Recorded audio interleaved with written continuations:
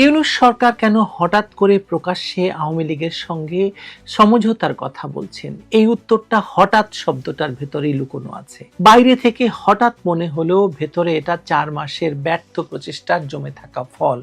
গত 4 মাসে বিদেশি কূটনৈতিক চ্যানেল আর থার্ড পার্টি দিয়ে যে চেষ্টা হয়েছে তার কেন্দ্রে ছিল সেফ এক্সিটের সুযোগ প্রার্থনা।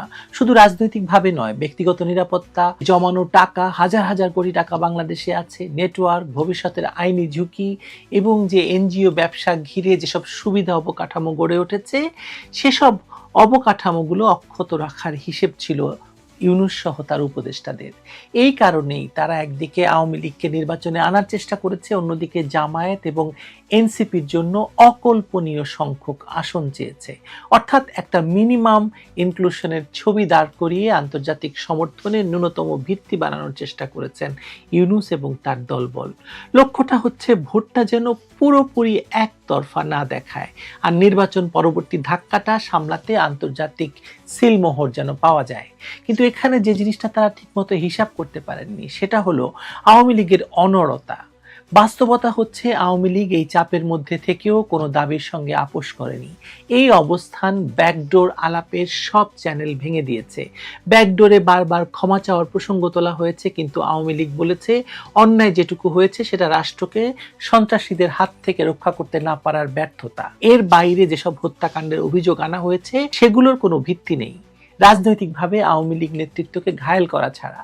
ফলে ক্ষমা চাইতে হলে জনগণকে নিরাপত্তা না দিতে পারার জন্য ক্ষমা চাইবে আওয়ামী লীগ, কিন্তু কোনো হত্যাকাণ্ডের নির্দেশনা না দিয়ে তার জন্য ক্ষমা চাওয়ার তো প্রশ্নই আসে না। বরং এসব হত্যাকাণ্ডের আন্তর্জাতিক তদন্ত করার নির্দেশ দিয়েছিল আওয়ামী লীগই, আবারও আওয়ামী লীগ সেটা পুনর্ব্যক্ত করেছে। আওয়ামী লীগের এই অনড় অবস্থানের কারণেই জাতিসংঘ, ইউরোপিয়ান ইউনিয়ন আর যুক্তরাষ্ট্রের মতো শক্তিগুলো এক সুরে বলেছিল একটা অংশগ্রহণমূলক নির্বাচনের কথা, যার মাধ্যমে পরবর্তী স্থিতিশীলতা এবং নিরাপত্তা অর্থনীতি নিশ্চিত করা সম্ভব। অন্যদিকে আওয়ামী লীগকে কনভিন্স করার চেষ্টা যত বেড়েছে, আওয়ামী লীগ ততই বিচার শব্দটাকে সামনে টেনে এনেছে। মানে আলোচনার কোর তারা বদলে দিয়েছে। নির্বাচন নয়, আগে বিচার; সমঝোতা নয়, আগে দায় নির্ধারণ। যে হত্যার দায় তাদের উপর চাপানো হয়েছে সে দায় তাদের নয়। যারা এই হত্যাকাণ্ড ঘটিয়েছে তারা এখন ক্ষমতায়, ফলে দায় নিতে হলে ইউনূসকে এসব হত্যাকাণ্ডের দায় নিতে হবে। পশ্চিমা চ্যানেলগুলো যারা সকল পক্ষের সঙ্গে দুতিয়ালি করেছিল তাদেরকে দিয়েই এই বার্তা পাঠানো হয়েছে। এমনকি ভারতকে দিয়েও চেষ্টা করেছে ইউনূস পক্ষ আওয়ামী লীগকে রাজি করানোর জন্য এই ক্ষমা চাওয়ার বিষয়ে। কিন্তু আওয়ামী লীগের এক কথা, ইউনূস গং যেভাবে ক্ষমতা দখল করেছে, ক্ষমতা দখলের জন্য যতগুলো লাশ ফেলেছে, সেনাবাহিনীকে দিয়ে যেভাবে রাষ্ট্রের স্থিতিশীলতা নষ্ট করিয়েছে, সবকিছুর তদন্ত এবং বিচার হতে হবে। দায় শুধুমাত্র আওয়ামী লীগের ঘাড়ে চাপানো হবে, আর আওয়ামী লীগ মাপ চেয়ে সুরসুর করে নির্বাচনে অংশ নিয়ে ইউনূসের ক্ষমতা দখল আর ইউনূসের জামায়াত এনসিপিকে ক্ষমতায় বসানোকে চেয়ে চেয়ে দেখবে। আওয়ামী লীগ এরকম দুর্দিনে পড়েছে বলেন? ইউনূস শিবিরের সবচেয়ে বড় সমস্যা হচ্ছে বৈধতার সমস্যা। 106 অনুচ্ছেদের বলে সরকার গঠিত হয়েছে, প্রধানমন্ত্রীর পদত্যাগপত্র নেই, তারপরও একটি সরকার 1.5 বছরের বেশি সময় ধরে টিকে আছে, এ নিয়ে কেউ প্রশ্ন তুলছে না। এর অধীনে একটি পাতানো নির্বাচনও হতে যাচ্ছে। নির্বাচন যত ঘনিয়ে আসছে ততই একটি প্রশ্ন তাড়া করে ফিরছে, আওয়ামী লীগ ছাড়া নির্বাচনের গ্রহণযোগ্যতা কত টাকা দাঁড়াবে? কাগজে কলমে নির্বাচন করা যায়, প্রশাসনিকভাবে ভোট করানো যায়, নিরাপত্তা দিয়ে কেন্দ্র পাহারা দেওয়া যায়, কিন্তু রাজনৈতিক বৈধতা আসে টার্ন আউট, প্রতিযোগিতা আর অংশগ্রহণ থেকে। এখানে সবচেয়ে বড় স্তম্ভটাই অনুপস্থিত। ইউরোপিয়ান ইউনিয়নে বিপুল পরিমাণে অর্থ খরচ করে পিআর ফার্ম দিয়ে তাদের সঙ্গে নির্বাচনকে বৈধতা দেওয়া একটা লাইন ঘাট তৈরি করা গেছে বটে, কিন্তু যুক্তরাজ্য নির্বাচনের আগেই নির্বাচনকে অগণতান্ত্রিক বলে রায় দেওয়া হয়েছে। আমেরিকা ভিসা নিষেধাজ্ঞা দিয়েছে। খলিল সাহেব আমেরিকায় উষ্ণ সফর শেষে ফেরার পরপরই কেন বাংলাদেশিদের যুক্তরাষ্ট্রের ভিসা বন্ধের খবর এলো তা নিয়ে নিশ্চয়ই ভাবতে হবে আপনাদেরকে। আপনাদের মনে করিয়ে দেই, গত নভেম্বরের মধ্যভাগে শেখ হাসিনা ভারতের CNN, নিউজ 18, ফার্স্ট পোস্ট এবং ইন্ডিয়া টুডেতে পরপর 3টি সাক্ষাৎকার দিয়েছিলেন। সেখানে তিনি বলেছিলেন ডক্টর ইউনূস ক্যালিফোর্নিয়ায় এক সুপরিচিত মুখ, সেজন্য দীর্ঘদিন তিনি সেখানে থেকেছেন, সেজন্য তিনি হয়তো জীবনের বাকিটা সময় যুক্তরাষ্ট্রের ক্যালিফোর্নিয়ায় কাটাতে বেশি পছন্দ করবেন। কিন্তু এখন তো দেখা যাচ্ছে আমেরিকাতেও সেফ এক্সিট নেওয়া যাচ্ছে না। তাহলে এসব 7-5 ভেবেই কিনা প্রকাশ্যে সমঝোতা শব্দটা উচ্চারিত হলো? আওয়ামী লীগের সঙ্গে ব্যাকডোর আলাপ ব্যর্থ হওয়ার পর তারা এখন প্রকাশ্যে সমঝোতা শব্দটা উচ্চারণ করছে কি? নাকি প্রকাশ্যে এইভাবে ক্ষমা, রিকনসিলিয়েশন এসব শব্দ বলে আওয়ামী লীগের ভেতরে বিভাজনের সম্ভাবনা খুঁজছে ইউনূস? দল যদি ঐক্যবদ্ধ থাকে ব্যাকডোর ব্যর্থ হবেই, তাই এভাবে প্রকাশ্য সমঝোতার কথা বলে একটি পরীক্ষা চালানো হচ্ছে কে কে সাড়া দেয়, কে কে নরম হয়, কারা মধ্যপন্থী সেজে সামনে আসে। কিন্তু এখানেও তারা বড় ধাক্কা খাবে সন্দেহ নেই, কারণ 5 আগস্ট পরবর্তী সময়ে আওয়ামী লীগের বিভিন্ন স্তরের নেতাকর্মীদের এক সুরে থাকা তাদের জন্য অপ্রত্যাশিত ছিল। এই ঐক্যই আওয়ামী লীগের সবচেয়ে বড় রাজনৈতিক সম্পদ এবং ইউনূস শিবিরের সবচেয়ে বড় অস্বস্তির কারণ। এই জায়গায় একটি জিনিস পরিষ্কার করা দরকার, আওয়ামী লীগের ভুল নেই এমন দাবি কেউ করলে সেটা আত্মপ্রবঞ্চনা হবে। দলীয় কাঠামোর আদর্শচ্যুতি হয়েছে, মানে জি হুজুর তৈরি হয়েছে, অনেক ত্যাগী এবং মেধাবীদের জায়গায় সুবিধাবাদী ব্যবসায়ী এবং হাইব্রিড চরিত্র ঢুকেছে, লুটপাট হয়েছে। সেখানে আত্মসমালোচনা দরকার, বিস্ফোরা কেটে ফেলাও দরকার, দলীয় সংস্কার জরুরি, এটা অস্বীকার করার কোনো সুযোগ নেই। কিন্তু এই দলীয় এবং সাংগঠনিক ভুলের সঙ্গে 2024 সালের গণহত্যা, বিচার এড়ানো, দায় মুক্তি দেওয়া কিংবা সাম্প্রদায়িক ক্ষমতাকেন্দ্রিক লুটপাটকে এক পাল্লায় মাপা রাজনৈতিক প্রতারণা, বিশেষ করে যখন গত 17 মাসে যে সম্পদ সঞ্চয় হয়েছে, লাইসেন্স বন্টন হয়েছে, সুবিধা আদায়ের গল্প সামনে এসেছে, মানে নৈতিকতার একচেটিয়া সার্টিফিকেট দেওয়া কঠিন হয়ে পড়বে ইউনূসের পক্ষে। আওয়ামী লীগের যুক্তি এখানেই, আমরা ভুল করেছি, সংস্কার করব, কিন্তু অন্যায় দিয়ে অন্যায়কে জায়েজ করা যাবে না। এই প্রেক্ষাপটে ট্রুথ অ্যান্ড রিকনসিলিয়েশন শব্দ চয়নে একটি কৌশলগত অবস্থা ডক্টর ইউনূসের। পুনর্মিলনের প্রথম শর্তই যদি হয় অপরাধ স্বীকার, অথচ সেই স্বীকারোক্তির বিনিময়ে রাজনৈতিক নিরাপত্তা, সাংগঠনিক নিশ্চয়তা, সেফ এক্সিট, ন্যূনতম অংশগ্রহণের রূপরেখা না থাকে সেখানে, তাহলে সেটা সংলাপ নয়, একতরফা শর্ত। আওয়ামী লীগ তাই এটাকে বাস্তব প্রস্তাব হিসেবে নেয়নি এবং জনসংযোগের ভাষা হিসাবে দেখে নাকচ করে দিয়েছে। আওয়ামী লীগ বরং তার প্রধান রাজনৈতিক প্রতিপক্ষ বিএনপির প্রতি ঐক্যের হাত বাড়িয়ে দিয়ে বিরাট রাজনৈতিক প্রজ্ঞার পরিচয় দিয়েছে। বেগম জিয়ার মৃত্যুতে শোক এবং সমবেদনা জানিয়েছে আওয়ামী লীগ। এমনকি তারেক জিয়ার দেশে ফেরা নিয়েও আওয়ামী লীগের নীরবতাও একটি হিসেবি পদক্ষেপ। তারা চাইলে ইস্যু বানাতে পারত, এটিকে বাধা তৈরির চেষ্টা করতে পারত, বা প্রতিপক্ষকে দ্বিমুখী সংঘাতে টেনে নিয়ে যেতে পারত, করেনি। এতে তারা দেখিয়েছে তাদের ফোকাস ছোট স্ক্যান্ডাল বা তাৎক্ষণিক উত্তেজনায় নয়, তাদের ফোকাস ইউনূসের মতো অরাজনৈতিক এবং বড় মাপের আন্তর্জাতিক মানের খেলোয়াড়ের বিরুদ্ধে। এই নীরবতা একসঙ্গে আত্মবিশ্বাসের বার্তা এবং রাজনৈতিক পরিপক্কতা প্রদর্শন। ইউনূসের পাতা ফাঁদে পা না দেওয়ার রাজনৈতিক প্রজ্ঞাও ছিল আওয়ামী লীগের এটি। নির্বাচন হবে না, তারপরও যদি হয় তাহলে তার বাকি আছে মাত্র 4 সপ্তাহ। এখন ইউনূসের মুখে সব সমঝোতা, ট্রুথ কমিশন, ক্ষমা ইত্যাদি শব্দ আসলেই এটা প্রমাণ করে যে আমরা তো বলেছিলাম, আওয়ামী লীগে তো ক্ষমা চায়নি, আসেনি।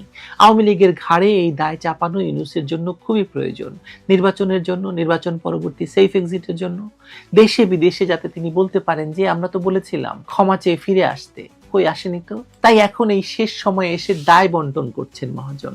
এই দায় বন্টন ইউনূস শিবিরের জন্য খুব দরকার, কারণ নির্বাচন পরবর্তী সময়ে তাদের সবচেয়ে বড় যুদ্ধ হবে বৈধতা নিয়ে, দেশের ভেতরে এবং দেশের বাইরে।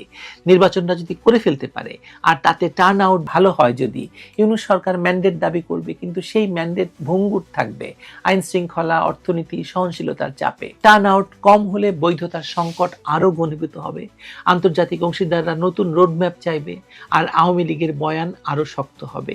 দুই ক্ষেত্রেই স্থিতিশীলতা অনিশ্চিত। আওয়ামী লীগ নিজের রাজনৈতিক পথ নিজেই নির্ধারণ করেছে বা করছে, বিদেশি চাপেও নড়ছে না, নড়বে না। ইউনূস সরকারের প্রকাশ্য সমঝোতা আহ্বান তাই সদিচ্ছার ঘোষণা নয়, এটা ব্যর্থ ব্যাকডোরের পর জনসমক্ষে বয়ান পাল্টানোর চেষ্টা। দর্শক, বলছিলাম জামাত ইসলামী আন্দোলন এনসিপি যে জোট, সেই জোটে ভাঙন এখন প্রায় নিশ্চিত হয়েছে। ভাঙন রোধ করার জন্য দায়িত্ব দেয়া হয়েছে মামুনুল হককে।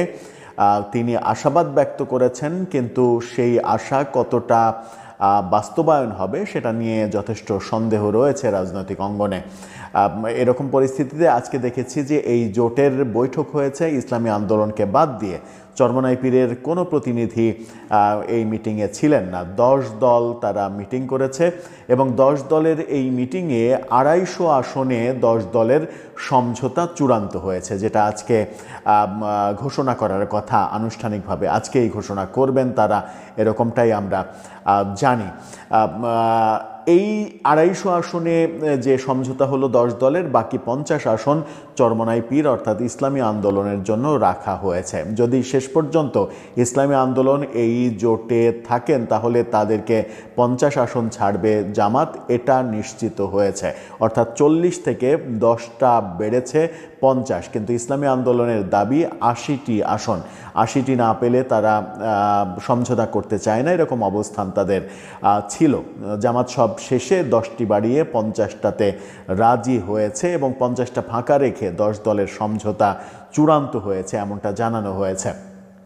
এর মাঝে 250 আসনের মাঝে 30টা এনসিপির, 15টা মামুনুল হকের দলের, এরকম ভাগবাটোয়ারা করে জামাতের জন্য হয়তো শেষ পর্যন্ত 180টা আসন থাকতে পারে, এর বেশি হয়তো থাকবে না। কিন্তু মানে চরমোনাই পীরের দলের পক্ষ থেকে যে দাবি করা হচ্ছে সেখানে আরও 30টা বাদ যাবে জামাতের, সেখানে জামাতের মানে অংশ হয়ে যাবে মাত্র 150 আসন।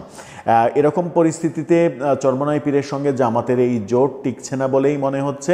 এবং একটা খবর রাজনৈতিক অঙ্গনে আজকে হঠাৎ করে আলোচনা শুরু হয়েছে, সেটা হচ্ছে চরমোনাই পীর আলাদাভাবে নির্বাচন করবেন এবং আলাদা একটা জোটের চেষ্টা করছেন তিনি। তারা এই জোটে আশ্চর্যজনকভাবে হলেও জাতীয় পার্টি যদি যুক্ত হয়ে যান তাহলেও কিন্তু অবাক হওয়ার কিছু থাকবে না। চরমোনাই পীরের দলের সঙ্গে যদি জাতীয় পার্টির জোট হয়ে যায় সেটা আগামী নির্বাচনে নতুন একটা খেলা হতে পারে এবং সেই খেলায় যদি রাজনৈতিক দল হিসেবে আওয়ামী লীগ যোগ দেয়, কারণ চরমোনাই পীরের এই দলের বিরুদ্ধে অনেক দিন থেকেই অভিযোগ রয়েছে। আওয়ামী লীগের সময় আওয়ামী লীগের খুবই ঘনিষ্ঠ হিসেবে পরিচিত ছিল এই দলটি এবং আওয়ামী লীগের প্রত্যেকটা নির্বাচনেই তারা অংশ নিয়েছে। হঠাৎ করেই 24-এর যে প্রেক্ষাপট চেঞ্জ, সেই প্রেক্ষাপট চেঞ্জের পরে চরমোনাই পীরকে আওয়ামী বিরোধী শক্তি হিসেবে আমরা দেখছি। কিন্তু অনেকে অভিযোগ করেন আওয়ামী লীগের সময় তারা আওয়ামী লীগের সাথে সখ্যতা রেখেই তাদের রাজনৈতিক কর্মকাণ্ড করেছে এবং নির্বাচনে অংশগ্রহণ করেছে। সর্বশেষ মুফতি ফয়জুল করিম তিনি বরিশাল সিটি কর্পোরেশন নির্বাচনেও অংশগ্রহণ করেছিলেন, যে নির্বাচনে অংশগ্রহণ করে তিনি পরাজিত হয়েছিলেন এবং শারীরিকভাবে লাঞ্ছিত হয়েছিলেন। সেই সময় অভিযোগ করা হয়েছিল যে তার দন্ত মোবারকে আঘাত করা হয়েছে। এরকম ব্যাপারগুলো যখন আমরা শুনছি তখন যদি চরমোনাই পীরের এই দলের সঙ্গে জাতীয় পার্টির জোট আমরা দেখি, এই ঘটনা যদি ঘটে যায়, মানে অনাকাঙ্ক্ষিত এই ঘটনা কিংবা অপ্রত্যাশিত একটা ঘটনা, যে কেউ শুনলে আঁতকে ওঠার মতো ঘটনা, এরকম যদি ঘটনা ঘটে যায় তাহলে কি রাজনীতির গতি প্রকৃতি পরিবর্তন হয়ে যাচ্ছে পুরোপুরি?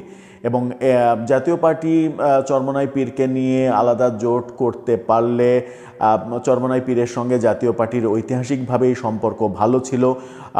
এরশাদ আমলেও মানে চরমোনাই পীরের সঙ্গে এরশাদের ভালো সম্পর্ক আমরা দেখেছি। সেই ঐতিহাসিক কারণে তারা যদি এক জায়গায় হয়ে যায় এবং পেছনে আওয়ামী লীগের যদি একটা ব্যাকআপ পেয়ে যায় তাহলে তারা এতটাই ভালো রেজাল্ট করতে পারে আগামী নির্বাচনে, যেখানে তারা সরকার গঠন করতে না পারলেও বিরোধী দলের আসনটা নিশ্চিত করে ফেলতে পারে। এরকম একটা বড় ধরনের রাজনৈতিক পট পরিবর্তনের সম্ভাবনা নিয়ে গুঞ্জন চলছে। এর সত্যতা সম্পর্কে বিন্দুমাত্র আমার কোনো মানে নেই, মানে কি বলে যে গ্রহণযোগ্য কোনো তথ্য উপাত্ত নেই, কিন্তু এই গুঞ্জনটা শুরু হয়েছে, যে গুঞ্জনটা খুবই গুরুত্বপূর্ণ বাংলাদেশের রাজনীতিতে। দর্শক, আপনার কি মনে হয়, এরকম গুঞ্জন কি সত্য হওয়ার সম্ভাবনা রয়েছে, কিংবা আপনি কি মনে করেন যে যত যাই হোক আজকে হয়তো সিদ্ধান্ত হচ্ছে না, আবার দেখা যাচ্ছে যে এই ভিডিও দেখতে দেখতে আবার সিদ্ধান্ত হয়ে গেছে যে চরমোনাই পীর জামাত এক হয়ে গেছে, আবার 20 তারিখ আসতে আসতে আবার ভাঙন হতে পারে। রাজনীতিতে অনেক কিছুই হতে পারে। সেই অনেক কিছু হওয়ার মধ্যে এটাও কি হতে পারে যে জাতীয় পার্টির সঙ্গে চরমোনাই পীরের দলের